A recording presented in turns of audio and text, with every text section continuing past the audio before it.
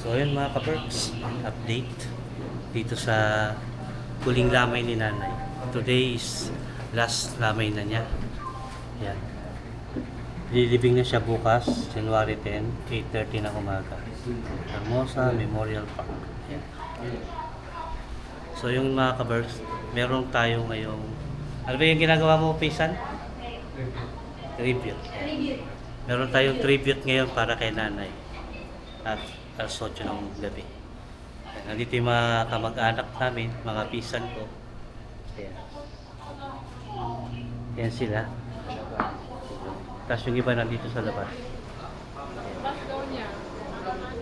Mapapansin nyo mga ka-Bergs, ay kami-kami lang din talaga dito sa viewing chapel ni nanay. Kumbaga, i-last day ni nanay ngayon. Yung iba kasi hindi pa dumarating. Pero, umpisa na natin yung tribute para kay nanay ko. Ayan. Diba? Tapos, ayan yung pagkain ni nanay ngayon.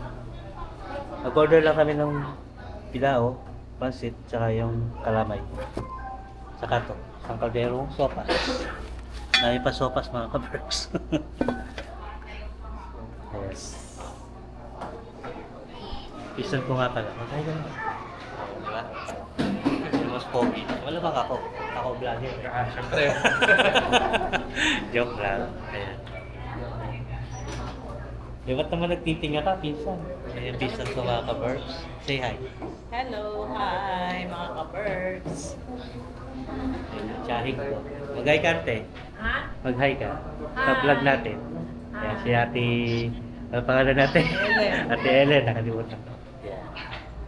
Oh, gusto niyo makita si nanay, wag na. Ayan, si nanay. So yun mga kamarsinis, set sandali yung tribute para kay nanay. So yun, update ko kayo mamaya. Panginoon, maraming salamat po sa gabing ito na ibinigay mo po sa amin. Dapat ka nga pong bigyan ng papuri at pasasalamat. Ngayong gabi, itinataas po namin sa iyo ang pamilya ng kapatid namin Yumao na si Nanay Lolita. Tunay po na sila ay dumadaan sa isang pagsubok at puno po ng kalungkutan. Ngunit tunay din po na ikaw lamang mapagbibigay sa kanila ng kagalaan at katahimikan. Kami po ay naniniwala na sila po ay iyong gagabayan sa bawat araw ng kanilang buhay. Nawa ay samahan mo sila sa ganitong panahon. Inihiling po namin ito sa pangalan ng iyong bugtong na anak na si Jesus. Amen. Sa ating pong pagpapatuloy, tayo naman po ay dadako sa pagbibigay ng kaunting kwento, mensahe at pasasalamat sa mga taong nakiramay ukol sa naging buhay ni Ate Lolita. Una ko pong tinatawagan si Kerubin Rason, ang anak po ni Ma'am.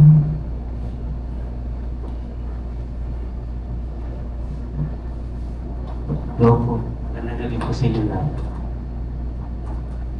So, una po sa gusto kong magpasalamat sa inyo lahat na nandito sa pakikiramay at sumama sa akin dito, samahan kami hanggang sa may libing si nanay. Ang ano ko lang po ay pasensya lang pa. Ayun.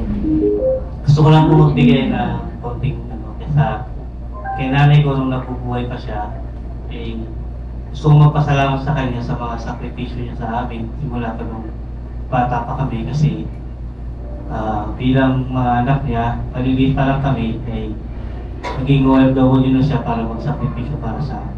So yun ang isa rin yun sa mga naging paraan para maging matatag kami magkakapatid kasi naging independent kami tatlo dahil ito sa ginawa ni nanay. At yung naging inspirasyon ko din siya kasi ngayon ako naman yung nasa abroad. Pinilit ko talaga makauwi dito kasi gusto ko siya makasama kahit na alam ko na ito na yung huling araw na makakasama namin si nanay. Mabigat man sa loob na tanggapin na wala na siya pero yun talaga yung kalooban ng Panginoon, kailangan namin tanggapin yun. At kasi alam naman namin na lahat tayo doon ang punta. So ito na yung araw ni nanay na sumama na siya sa ating amang may likha. So maluwag namin tinatanggap yung sa puso namin na ililisan si nanay ko. Kasi alam naman namin na darating talaga yung araw na ito. Nagkapagandaan na din namin yun, nagkapagandaan na din namin. Yun lang, sana kung nasan mo si nanay ko ngayon ay maging maligaya siya sa piling ng Panginoon. At yun, kami naman mga naiwan, siyempre patuloy lang ang buhay para sa amin.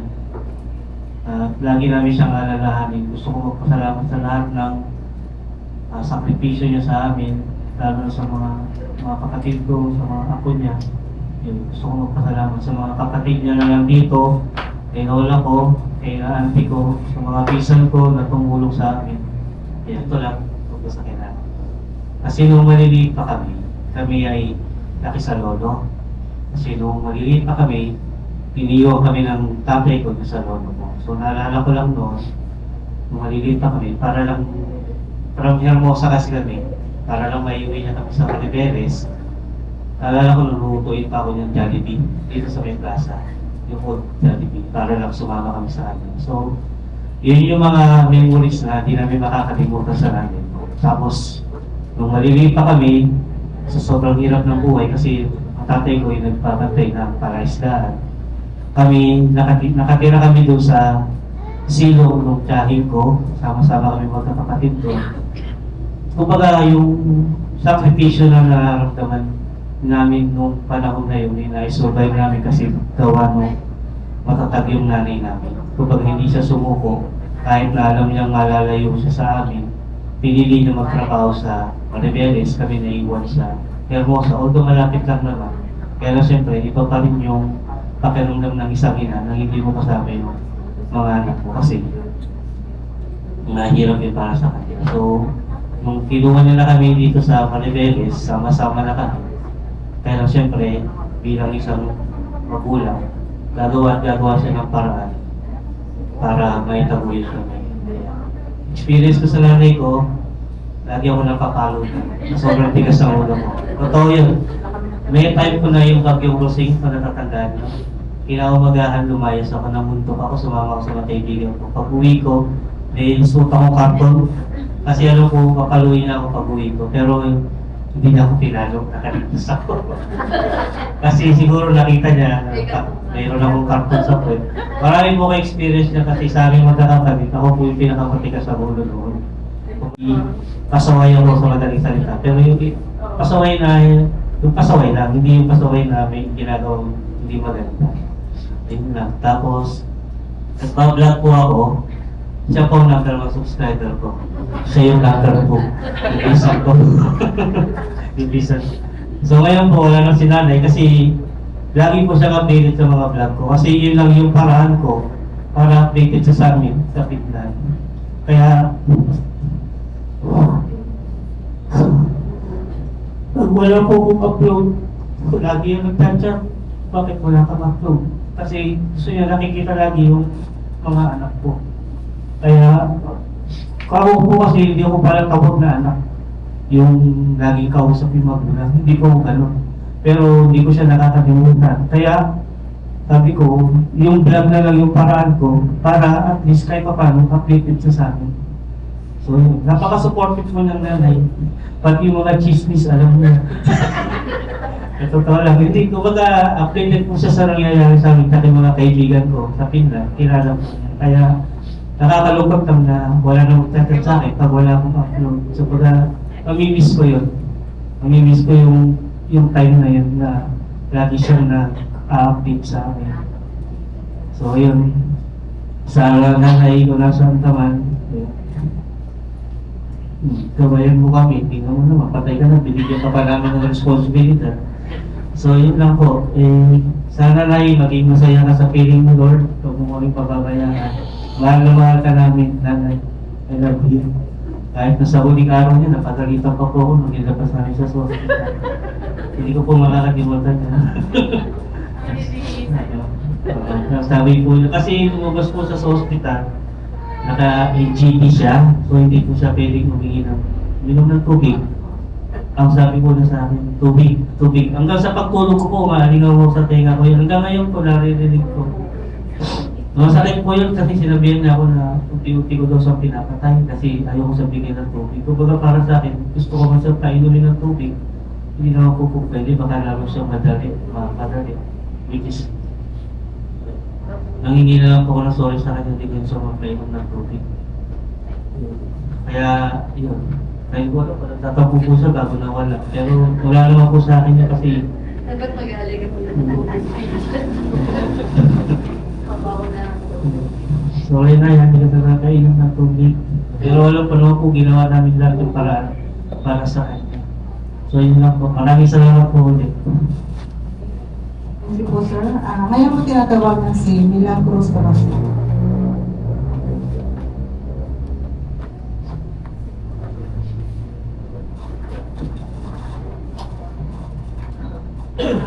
Magandang gabi po sa lahat. Sa lahat nagbigay ng oras para sa huling lamay ni nanay. Saka maraming salamat po kasi hindi siguro namin kakayanin lahat kung wala yung mga anak, mga kapatid, mga lahat ng nagmahal, nakaalala kay nanay sa lahat ng mga masasaya, malulungkot katulad ngayon. Para kay nanay siguro sa part ko kasi dahil sa akin siya tumira ng mas matagal. Though hindi kami sobrang close nung bata pa kami, maliit pa ako. Kasi more on like masyado ako parang naging nanay nung panahon na nag-abroad. So mostly like lahat halos na ako yung halos nag-take over para sa pag-aalaga, mga ganun. So pero nung time na, ayan, medyo tumanda na siya, alam ko na ako pa rin sa huling mag-aalaga. So, may mga part lang talaga minsan na sabi ko, sana, nagawa ko lahat. Yung parte ko bilang anak na naging masaya siya, na ibigay namin yung makapagpasaya sa kanya bago siya nawala. So tingin ko naman naging masaya naman siya kahit pa paano. Hindi man namin naibigay lahat-lahat. Pero alam ko sa kaya para sa amin, yung parting to na bigla na pagkawala niya, na tinatanggap namin na maluwag kasi alam ko wala nang masakit, wala nang tusok ng karayom, wala nang intubation, wala nang physical na pain. So okay na rin kami sa part na yun, natanggap namin na gano'n kasi nakakaawa rin kasi kaya maluwag sa loob namin na pakawalan, bigay na sa taas. Makasama na si tatay ko. Tagal naghintay kasi din 14 years. Sabi ko, eto na yun. So, yun lang po. Maraming salamat po sa lahat. Sa mga kapatid ni nanay na kapag tinawag ko, na kailangan ko, dumarating sila. Salamat po, Auntie, kay Uncle, kay Inang, Inamat Lola. Yan lang po. Thank you, ma'am. Ngayon lang po tinatawagan si Ma'am Merlet Rason. Hello po, magandang gabi po sa lahat. Medyo nangyayaan ko ako. Naimas ako kasi po may ubo ako, ayaw makahawa. So, pagting, ano na po, overview lang kung ano si nanay bilang nanay, bilang ina. Si nanay ko, sobrang simple lang niya. Di halos, hindi nag-lipstick. Minsan hindi nagsusukay. Kung hindi mo sabihin, mag-lipstick ka naman, picture taking ka, ganyan. So, hindi pa siya nag-lipstick. Pero, pagka nasa mood naman siya, nag-gari siya. So, nanay ko, sabi ko nga, sobrang simple niya, kahit bigyan mo siya ng sandals or chinelas na maganda, kung ano yung komportable sa kanya, like yung halimbawa, yun ang sinusuot niya. Kahit sa damit, kahit bigyan mo siya ng magagandang damit, kung ano yung gusto niya suotin at komportable sa kanya, yun pa rin yung sinusuot niya. So, sobrang simple lang niya. Bilang nanay, sobrang mahigpit siya, pero mapagmahal siya. So, parang lahat ng meron siya, binibigay niya sa amin, kahit walang matin sa kanya. Ganun siya. So, bilang sa mga ako naman, sa ako niya, ano siya kuripot, sobrang kuripot bilang Ilocana, sobrang kuripot ng nanay ko. Pero pagdating sa mga apo, halabas yung pera niya. Ayun, so, akala mo wala siyang pera, yung pala marami siyang ipon. Kasi hindi siya masyadong talagastos. Hindi siya, mapag-ipon siya, kumbaga. Ayun. So, ano po, take ko rin itong chance na to para magpasalamat. Kasi hindi kami mayaman. Nag-abroad lang si nanay ko para makapag-aral sa amin. Mapaaral kami. So, thank you kasi lahat kami nakatapos. Tatlo kami nagkakapatid. Ako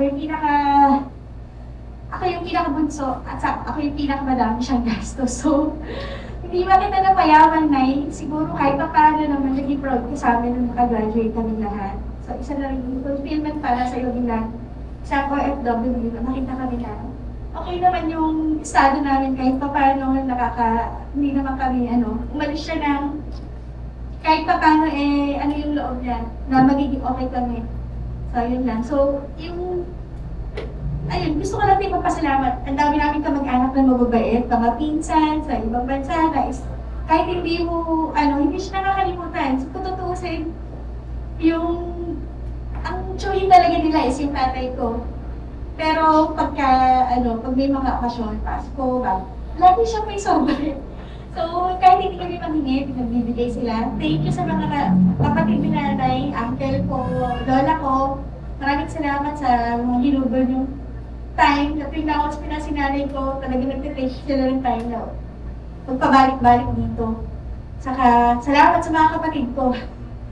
Nagkaanahan pa kami kasi siyempre, na-hospital si nanay ko, medyo nagkaroon kami ng hindi pagkakaintindihan, pero naayos naman. So, pero hindi naman magiging matutuwa si nanay ko kung saan man siya ngayon, kung hindi kami okay magkakapatid. So, thank you sa sakripisyo niyo, sa kaunawa niyo.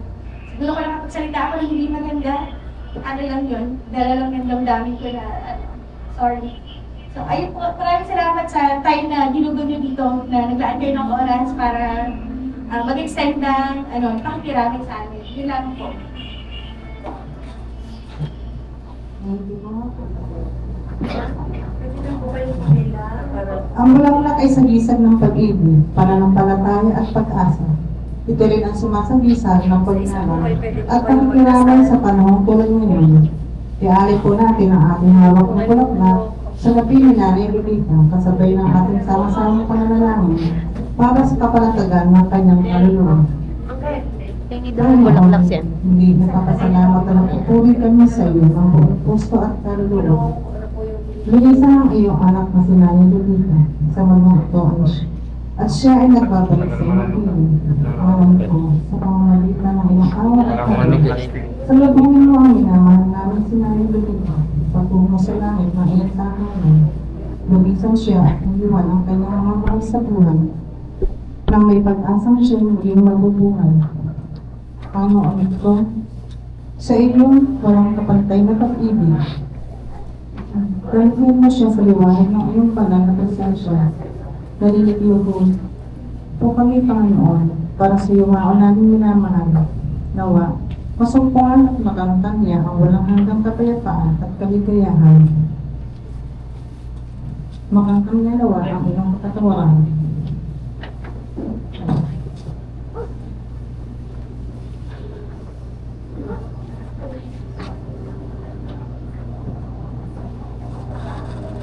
At masilayan ang maamong ng mukha, Panginoon. Ikaw ang pagkabuhat muli at buhay. Ikaw ang mabuhat ng aming tagapagligtas. Panginoon, alalahanin ko, huwag ang kanyang mga kahinaan, mga kasalanan at mga pagpakulang. Pagpus, linisin mo po siya sa kanyang mga pagkakasala. Ipagkaloob mo po sa kanya ang pinangako ng kaligtasan. Ibahagi mo po sa kanya ang iyong tagumpay laban sa kasalanan at kamatayan. Huwag mo po siyang tumutulong ng mawaway sa iyong paghinga at pagtungan sa kanyang pagkalooban mo po siya ng hulaya at paghinga sa iyong paghinga at masaganang pastulan. So yun mga ka-Berks, tapos na yung tribute para kay nanay. Ayan, nagdali kami ng bulaklak para kay nanay ko. Bukas, ibig na siya ng 8:30 siya alis dito sa viewing chapel, tapos 9 o'clock nasa simbahan na Tapos mga 10 o'clock, ayun, nilalagay na namin siya sa bibigyan niya kasama si tatay ko mga kabarks. Maraming salamat mga kabarks sa inyong suporta sa amin, sa mga vlog namin, sa pakikiramay niyo mga kabarks. Maraming salamat. Last night na namin nanay ko. Kumakain na kami. Ang pagkain namin, ayan. Sopas. Dami pa sopas. Kain tayo. Pasok po kayo, okay? Ano, kain na po kain. Ayan, pansit. May pansit po dito, oh. Tsaka yung ano, munggo. Masarap yan. Yung ano, kakanin. Ayan. Si Kulit. Kulit, tayo ka dito. Oh, pag sa camera, tumatawa. Pag sa camera, tumatawa ka, ha? Oh. Slide. Pero pag ginawakan ko, iniiyak. Ay, hindi! Gusto mo pala may camera, ha? Pag may camera, hindi siya umiiyak. Ayan, dito yung ibang kamag-anak namin. Dito sila.